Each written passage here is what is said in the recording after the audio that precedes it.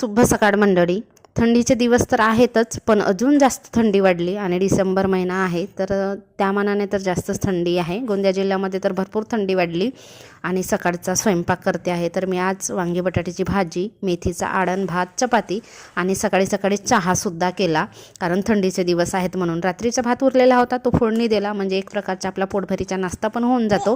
रुद्रांशची शाळेत जायची तयारी झाली. थंडी लागते म्हणून आता मी त्याला रोज स्वेटर घालून पाठवते आणि वातावरण पण बरोबर नाही, त्याच्यामुळे तब्येती पण गडबड झालेल्या आहेत.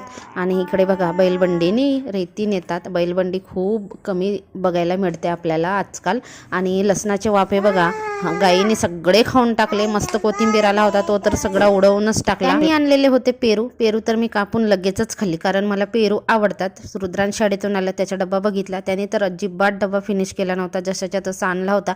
आजकाल असाच करतो आणि सगळ्या मुलांचा हाच प्रॉब्लेम असतो, डब्बा काही फिनिश करत नाही. आल्यानंतर अभ्यासाला लागला